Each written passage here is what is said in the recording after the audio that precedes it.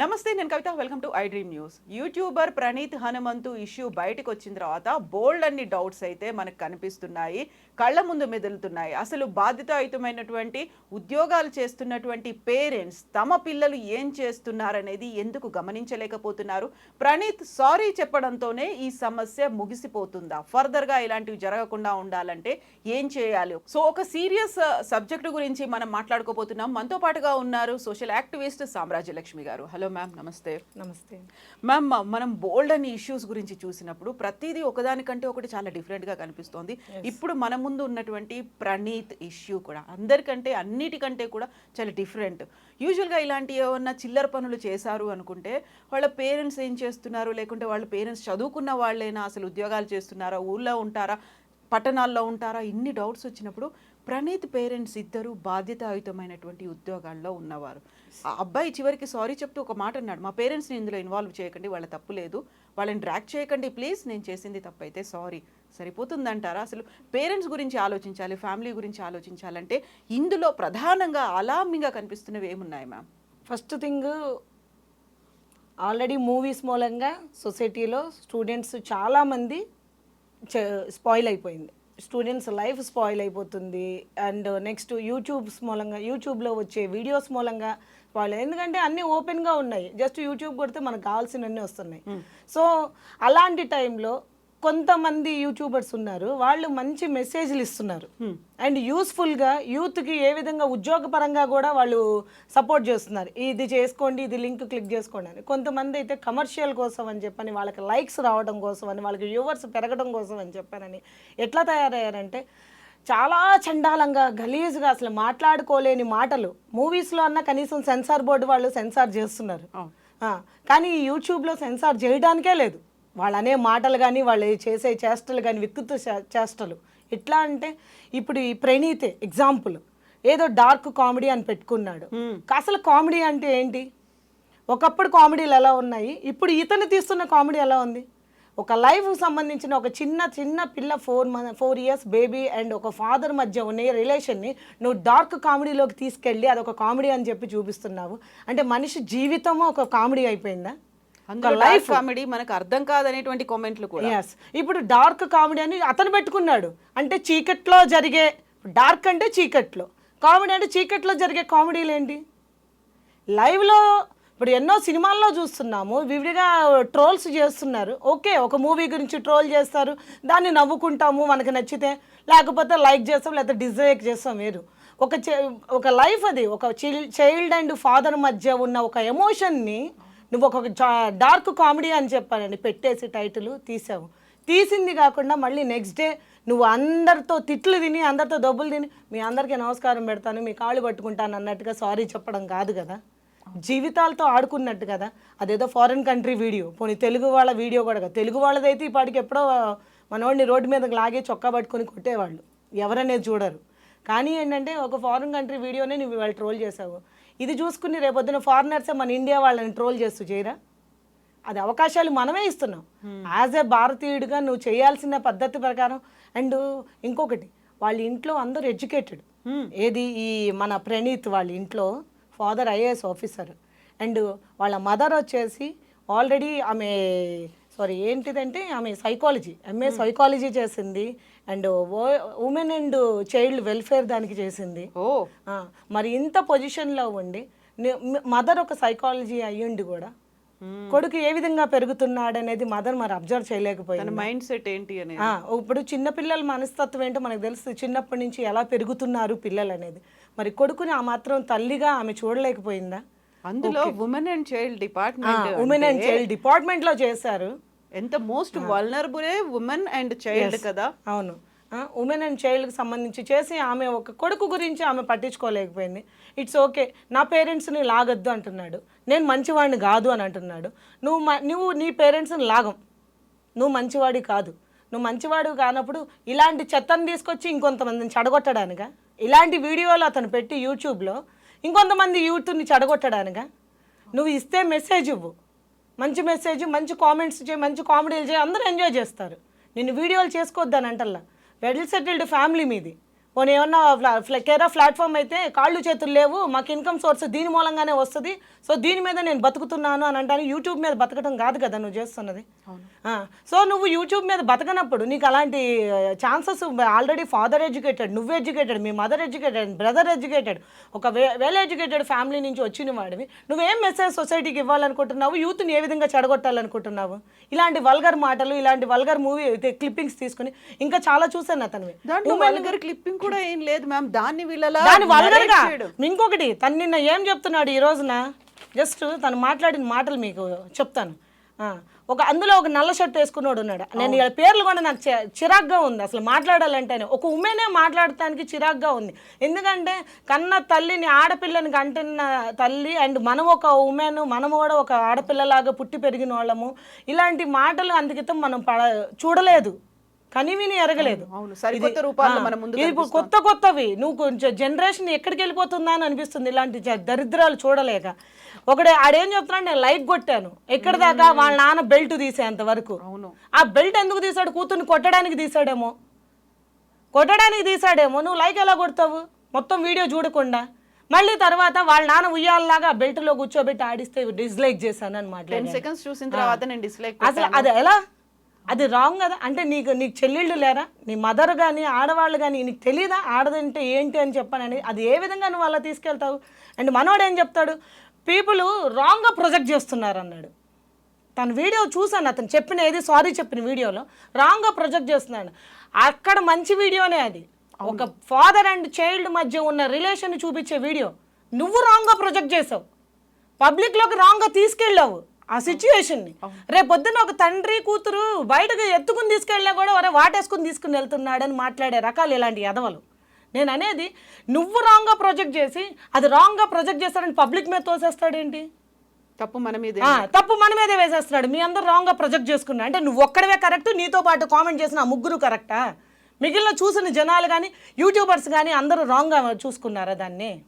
And ఇంకోటి చెప్పాడు, definition of comedy ఎప్పటికప్పుడు మారుతూ ఉంటుంది అన్నాడు. మారుతూ ఉంటుంది కానీ ఇంత గలీజ్గా మారదు. ఒక ఫాదర్ అండ్ చైల్డ్ మధ్యలో మాట్లాడటము డెఫినేషన్, దాని గురించి డెఫినేషన్ ఏంటి? కామెడీ అంటే నవ్వుకునేటట్టు ఉండాలి, కానీ ఈరోజు నువ్వు నవ్వులు పాలయ్యాడు. ఒక నవ్వుకునే కోసం అని చెప్పి నువ్వు పెట్టుకుని ఈరోజు నువ్వు నీ కుటుంబాన్ని నవ్వులు పాలు చేసావు ఇలాంటి చండాలమైన వీడియోని చేసి.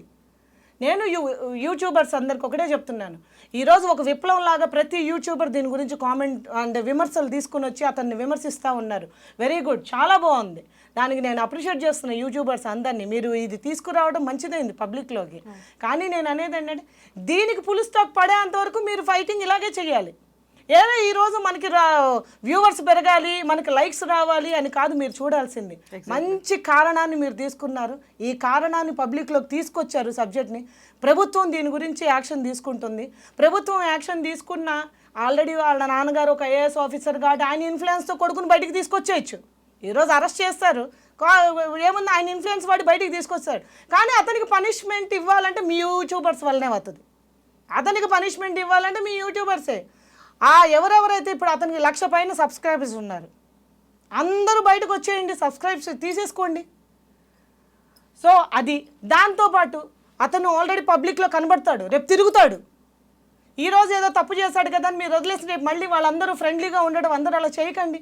ఒక మనిషిని మనం వెళ్ళేద్దాం. ఇప్పుడు మీరు యూట్యూబర్స్ అందరూ ఎలా అయితే అతని గురించి కామెంట్స్ చేస్తూ ముందుకు వచ్చారో, బయటకు వచ్చి ధైర్యం మంచిగా మాట్లాడుతూ ఉన్నారు, మెసేజ్లు ఇస్తున్నారు, పబ్లిక్కి తెలియజేశారు. కాబట్టి ఇదే విప్లవంతో, ఇదే ఆవేశంతో, ఇదే ఇదితో మీరు అతన్ని పూర్తిగా పతనాన్ని చేస్తే కానీ ఒక్కడి బెస్ట్ ఎగ్జాంపుల్ అవ్వాలి ఏ విషయంలో అయినా సరే. ఇప్పుడు ఈ విషయంలో ఇతను బెస్ట్ ఎగ్జాంపుల్ అయితే ఇంకొక కొత్త యూట్యూబర్ పుట్టాడు.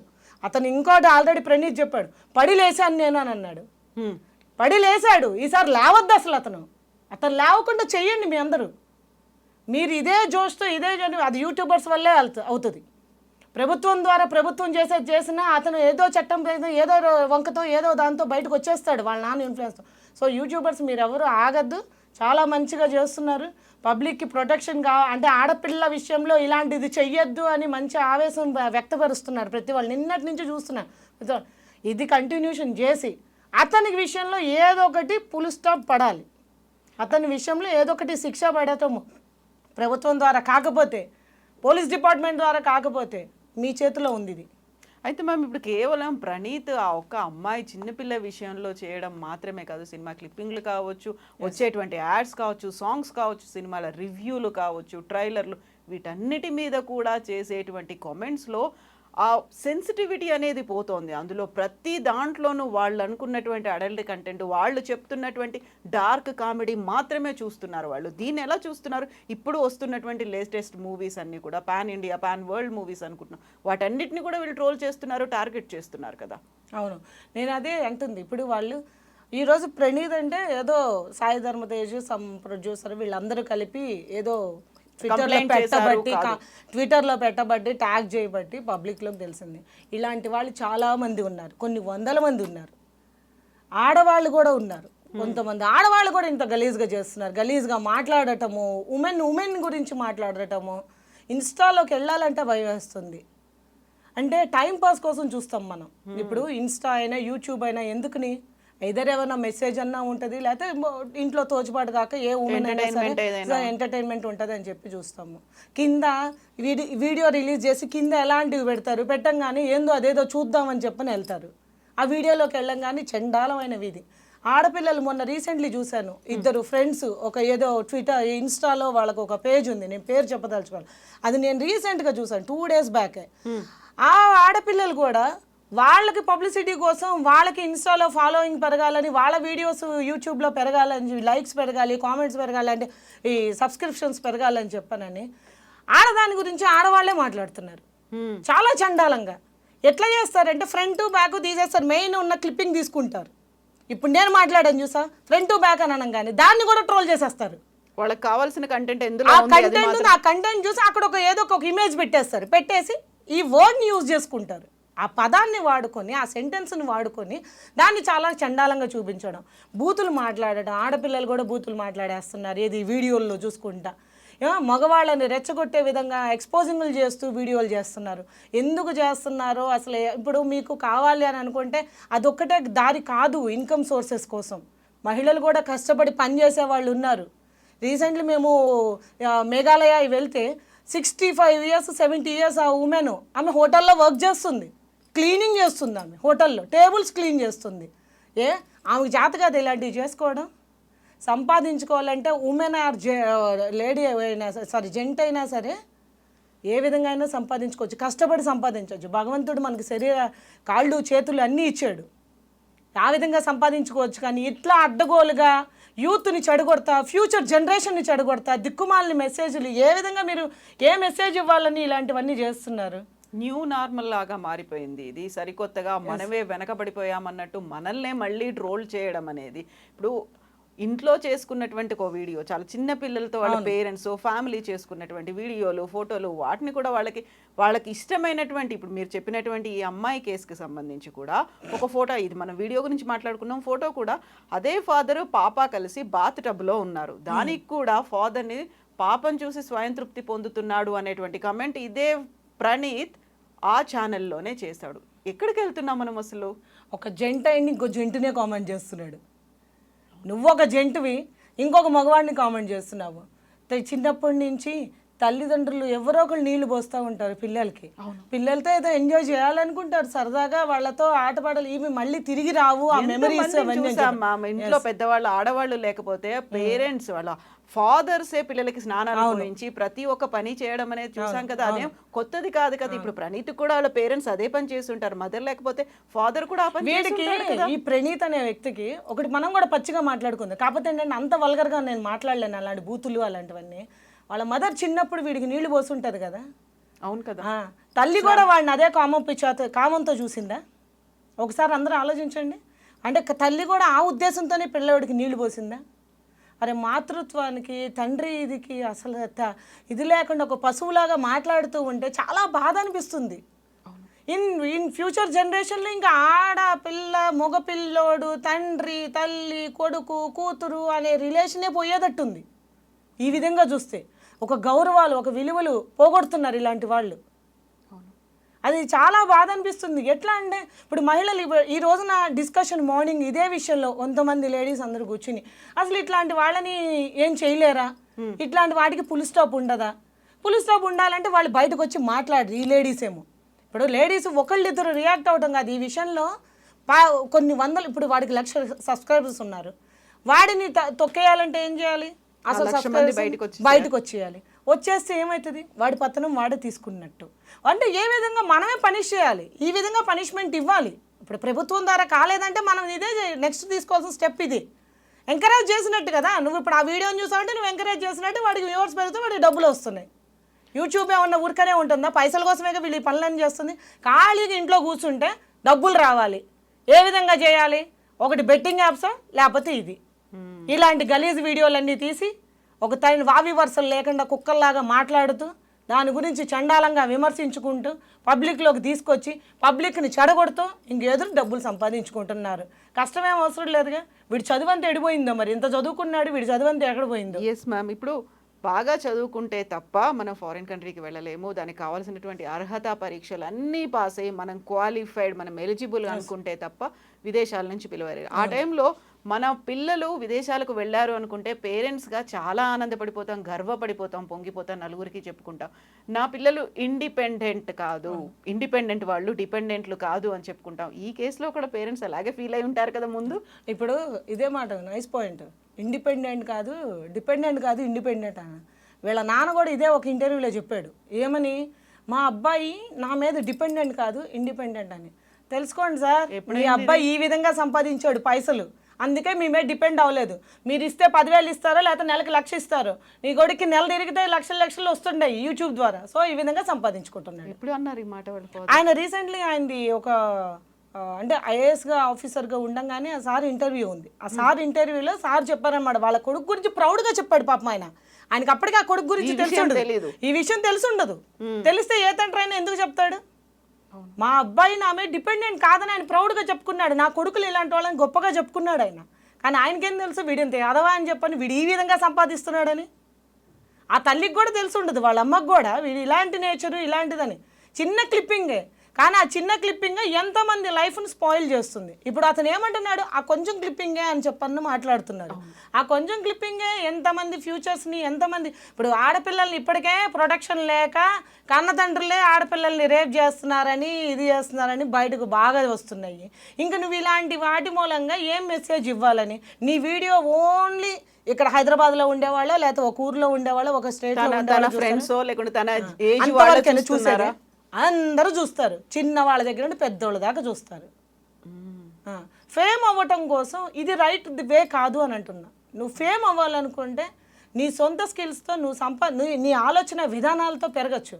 కానీ ఇలాగ ఒక ఫ్యామిలీని తీసుకుని దాన్ని నీకు నచ్చినట్టుగా నైట్ కామెడీ అని చెప్పానని, డార్క్ కామెడీ అని చెప్పానని చేయడం చాలా రాంగ్ అతను. Exactly ma'am. ఇప్పుడు మనం మాట్లాడుకున్నటువంటి సాయి ధరమ్ తేజ్ రెస్పాండ్ అయ్యారు, ఇమ్మీడియట్గా ట్యాగ్ చేశారు, కంప్లైంట్ బుక్ చేశారు, ఇవన్నీ అయ్యాయి. ఆ తర్వాత మంచు మనోజ్ కూడా రెస్పాండ్ అయ్యారు. మెల్లిమెల్లిగా ఒక్కొక్కరు సినీ ఇండస్ట్రీ నుంచి బయటకు వస్తున్నారు. అనవసరంగా వాళ్ళని ఆయన మా సినిమాలో పెట్టుకున్నామని ఒకరంటే, ఒకరేమో మా సినిమా ప్రమోషన్ కోసం ఆయనకి ఇంటర్వ్యూ ఇచ్చినందుకు నేను ఫీల్ అవుతున్నాను అనేది.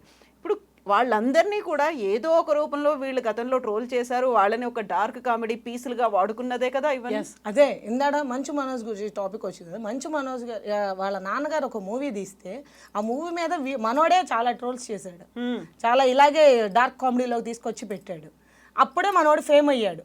ఎవరు అది ఎంజాయ్ చేశారు. మనోజ్ అప్పుడు రియాక్ట్ అవ్వలేదే. ఈరోజు ఎందుకు రియాక్ట్ అయ్యాడు మనోజ్? కేవలం ఆడపిల్ల విషయంలో భయపడ్డాడు మనోజ్ కూడా.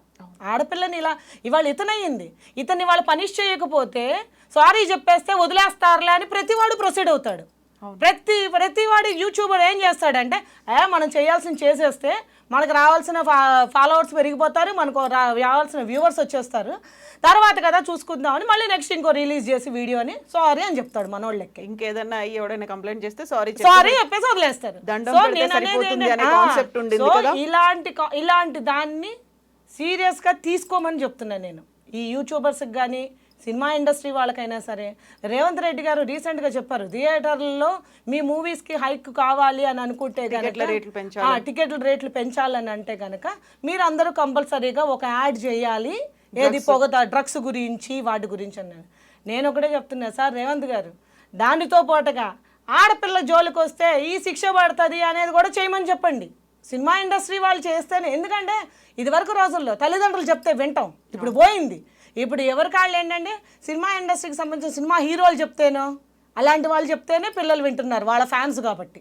Influentious గా feel సో అవుతున్నారు. అందుకనే మా లీడర్ చెప్పాడు, ఏది మా ఆర్టిస్ట్ చెప్పాడు, మా హీరో చెప్పాడు కాబట్టి మేము వినాలి అని యూత్ వింటారేమో. ఇంకా తల్లిదండ్రులు చెప్పే రోజులు పోయినాయి కాబట్టి.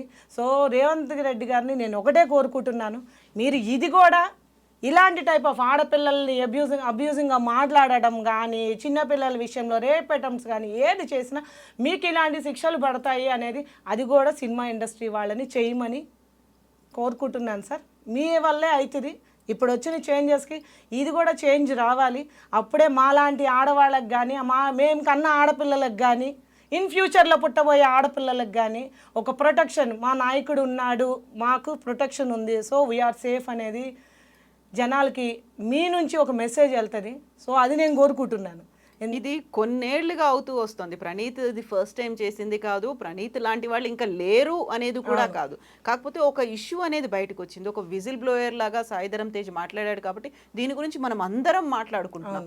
ఇలాంటిది మళ్ళీ జరగకుండా విజిలెంట్గా ఉండడంతో పాటుగా అలర్ట్గా ఉండడం, దీన్ని ఇంకొకరిని మనం అలర్ట్ చేయడం అనేది కంపల్సరీ ప్రతిసారి పదే పదే చేయాల్సిన అవసరం అయితే ఉంటుంది కదా. అవును, ఉంటుంది. అందుకనే నేనేమంటున్నా, ఇప్పుడు సజ్జనార్ గారు ఒక ఎన్కౌంటర్ చేశారు, అది ఎన్నాళ్ళ పాటు గుర్తుండిపోయింది. అదొక హాట్ టాపిక్ అయిపోయి ప్రతి వాళ్ళు చాలా భయపడ్డారు. మగపిల్లల నుంచి అందరూ అమ్మో జాగ్రత్తగా ఉండాలి. అలాగే ఇలాంటి విషయాల్లో కూడా ఈ యూట్యూబర్స్కి ఒక పులి స్టాప్ పెట్టాలంటే లేదా యూట్యూబ్కి సెన్సార్లు పెట్టాలి. ఇంకా సెన్సార్ బోర్డు ఎలా అయితే సినిమాలకు ఉందో యూట్యూబ్కి కూడా సెన్సార్, గేట్ కీపింగ్ అనేది ఉంటుంది. ఎస్. అండ్ ఇంకొకటి, నేను చూసే ప్రేక్షకులకు కూడా నేను చెప్పేది ఏంటంటే, మీకు ఏదైనా ఒక వీడియో నచ్చలేదు, మీరు దాని మీద కంప్లైంట్ రైజ్ చేయొచ్చు. అది ఎంతమందికి తెలుసో తెలీదో నాకు తెలీదు, కానీ నేను కొంచెం చిన్న అవేర్నెస్ చేయాలని చెప్తున్నాను. ఆ యూట్యూబ్ మీద ఆ వీడియో మీద మీరు కంప్లైంట్ రైజ్ చేస్తే ఇమీడియట్గా అతని ఐడి బ్లాక్ అవుతుంది, రిపోర్ట్ చేయొచ్చు. సో అదన్నా చేయండి.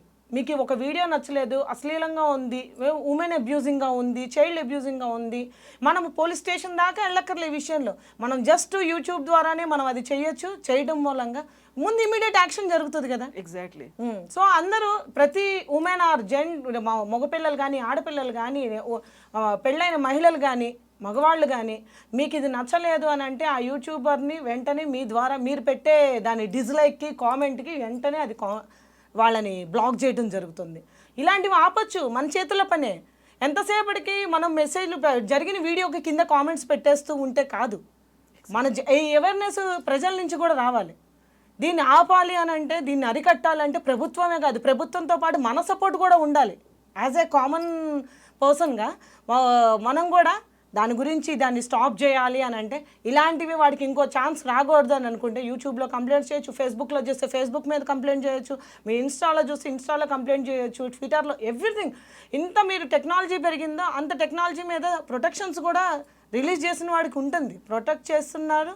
దాంతోపాటుగా దాన్ని మనం ఏ విధంగా ఇది అశ్లీలంగా ఉంది అంటే కనుక దాన్ని డిస్లైక్ చేసి దాని మీద కంప్లైంట్ చేయొచ్చు. మనము డైరెక్ట్గా ఆ వెబ్సైట్కే వెళ్తుంది ఆ కంప్లైంట్. ఆఫ్టర్ దట్ మనం యాక్షన్ తీసుకోవచ్చు, పోలీస్ స్టేషన్కి వెళ్ళి కేసులు పెట్టడము, నాయకులతో చేయడం. ఇప్పుడు సాయిధరం తేజ్ గారు ఉన్నారు, ఆ వీడియో రిలీజ్ అయ్యింది, ఆ వీడియో తీసేశాడు ఇప్పుడు అతను. కానీ అతని మీద బ్లాక్ అవ్వాలంటే ఏం చేయాలి? ఇప్పుడు అతని మీద డార్క్ మార్క్ పడాలి. ఇప్పుడు ఎలా అయితే డార్క్ కామెడీ అని పెట్టుకున్నాడో అతని మీద డార్క్ మార్క్ పడాలి. ఇప్పుడు పశువులు తప్పిపోకుండా ఉండాలంటే ఒక కాల్చి ముద్ర వేస్తారు. అట్లాగే ఈ క్యాండిడేట్ని డిపార్ట్మెంట్ కానీ బయట రాజకీయ పరంగా కానీ ఇతను ఏదో చేసి తప్పించేసుకుని బయటకు వచ్చాడంటే కనుక ఇతన్ని అవాయిడ్ చేయాలి, వెలివేయాలి. వెలేస్తే ఒకడిని బెస్ట్ ఎగ్జాంపుల్ అవుతుంది. తనకుగా ఈ కర్మ నేను చేసిన తప్పుకి ఈ కర్మ అనుభవిస్తున్నానని అతను తెలిస్తే రెండో మగపిల్లోడు యూట్యూబర్ ఎవరైనా సరే, ఆడపిల్లైనా సరే భయపడుతుంది. ఒకళ్ళ గురించి మనం ట్రోల్ చేయాలంటే, ఒకళ్ళ గురించి మనం కామెంట్ చేయాలంటే మనకు కూడా ఇలాంటి పనిష్మెంట్ పడుతుంది అని. ఇప్పుడు వ్యక్తి తెలుసు, అబ్బాయికి పెళ్ళైందో లేదో తెలియదు, పెళ్ళి అవ్వలేదంటే పిల్లనివ్వకండి. వాడు పెళ్ళి అవ్వకుండా వాడు అట్లాగే ఉండిపోవాలి, జీవితాంతకాలం వాడు కర్మ అనుభవించాలి. ఈ విధంగా శిక్ష పడకపోతే, నేను చెప్పేది శిక్ష పడితే అది ఒక బెస్ట్ ఎగ్జాంపుల్ అవుతుంది. ఈ ట్విట్టర్లో ఎలా అయినా పెట్టారు, ఏది ఇతని మీద కంప్లైంట్ తీసుకుంటున్నాము, మా నోటీస్కి తీసుకొచ్చినందుకు చాలా థ్యాంక్స్ అని ప్రభుత్వం కూడా హర్షించింది సాయిధరం తేజ్ గారిని. నేననేది నువ్వు ఓకే, తర్వాత మీరు చేసిన దానికి నేను ఇది చేశాను అని అదే ట్విట్టర్లో పెట్టండి. మీరు ఇచ్చిన కంప్లైంట్కి మా నుంచి రియాక్షన్ ఇది చేశాము, అతన్ని అరెస్ట్ చేయించాము, తనకి ఇలా శిక్ష పడింది, ఇలా రెండోసారి ఎవరన్నా చేస్తే ఈ విధంగా శిక్షార్హులు అవుతారు అనేది ఒక భయం మనుషుల్లోకి తీసుకుని వస్తే మాట్లాడకుండా ఉంటారు, ఇలాంటి వీడియోలు తీయకుండా ఉంటారు. ఎగ్జాక్ట్లీ లక్ష్మి గారు, థ్యాంక్ యూ సో మచ్ అండి. బోల్డ్ అంత ఇన్ఫర్మేషన్ ఇచ్చారు. ఎట్ ద సేమ్ టైం ఆలోచించి మనం చేయాల్సినటువంటి యాక్షన్స్ గురించి కూడా ఒక కన్సర్న్ అనేది చూపించారు. విజిల్ బ్లోయర్స్గా మనం అందరం కూడా ఉండాల్సినటువంటి అవసరం ఉంది. Thank you so much. So viewers, ఒక సీరియస్ అంశం ఇది, ఎక్కడ సెన్సిటివిటీ మిస్ అవ్వకుండా ఆలోచించాలి. ఎట్ ద సేమ్ టైం స్ట్రాంగ్గా కూడా రియాక్ట్ అవ్వాల్సినటువంటి అవసరం ఉంది. అలర్ట్గా ఉందాం, అలార్మింగ్గా ఉందాము. అలార్మింగ్ సిచ్యువేషన్ అనేది ఉంది కాబట్టి విజిల్ బ్లోయర్స్గా కూడా పనిచేయాల్సినటువంటి అవసరం ఉంది. Thank you so much. This is Kavitha signing off.